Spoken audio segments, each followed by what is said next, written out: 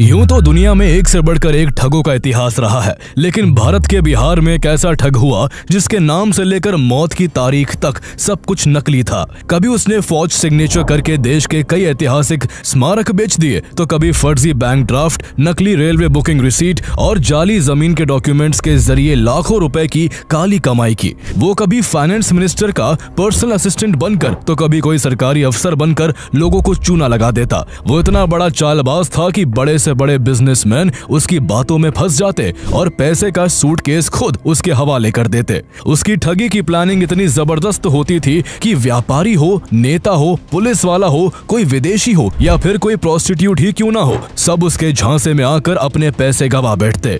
जब वो जेल के बाहर होता तो देश भर की पुलिस उसकी तलाश में पागल रहती, और जब वो सलाखों के पीछे होता तो जेल का पूरा सिस्टम उसकी चालाकियों के आगे पानी भरता। कभी बीमारी का बहाना बनाकर तो कभी अफसरों को चकमा देकर वो बार बार जेल से ऐसे फरार हो जाता जैसे वो वहां छुट्टियां मनाने आया था। वो इतना शातिर था कि एक बार जेल से बैठे बैठे पुलिस कर्मियों से ही अपने खेतों की खुदाई करवा डाली थी ताकि उसकी पत्नी फसल बो सके। देश के पहले प्रेसिडेंट डॉक्टर राजेंद्र प्रसाद और वो ठग दोनों एक ही जगह से ताल्लुक रखते थे। दोनों ने वकालत की पढ़ाई की थी, लेकिन एक देश का गौरव बने और दूसरा सदी का सबसे बड़ा ठग बन बैठा। उस ठग के फ्रॉड का अंदाज इतना अनोखा था कि उसके किरदार से इंस्पायर होकर अमिताभ बच्चन की मिस्टर नटवरलाल, अभिषेक बच्चन और रानी मुखर्जी की बंटी और बबली और इमरान हाशमी की राजा नटवरलाल जैसी फिल्में बनी। तो आइए जानते हैं दुनिया के सबसे बड़े ठग नटवरलाल की पूरी कहानी, जिसने ताजमहल को 3 बार, लाल किले को 2 बार और भारत के राष्ट्रपति भवन और संसद भवन को एक बार बेच डाला था।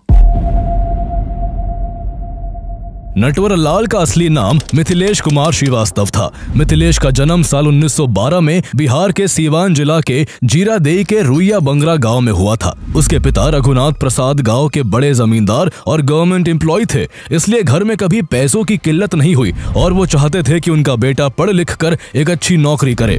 लेकिन मिथिलेश का मन पढ़ाई में कम और फुटबॉल और शतरंज जैसे खेलों में ज्यादा लगता था। इसके अलावा वो बचपन से ही शातिर और चालाकी भरे कारनामे भी करता रहता था। जब वो थोड़ा यंग था तब एक दिन मिथिलेश के पड़ोसी सहाय ने उसे अपना बैंक ड्राफ्ट जमा करने के लिए बैंक भेज दिया। जब वो बैंक पहुंचा और पड़ोसी का ड्राफ्ट जमा करवाया तो उसने देखा कि बैंक कर्मचारी ड्राफ्ट को वेरीफाई करने के लिए उस पर किए साइन को मैच कर रहा था। ऐसे में उसके दिमाग में ये खुराफाती ख्याल आया कि अगर वो सहाय के सिग्नेचर को हूबहू बना ले तो वो उसके अकाउंट से पैसे निकाल सकता है। घर लौटते हुए उसने सहाय के सिग्नेचर को कॉपी करने की कोशिश की और एक ही बार में उसके जैसा सेम टू सेम सिग्नेचर कर दिया।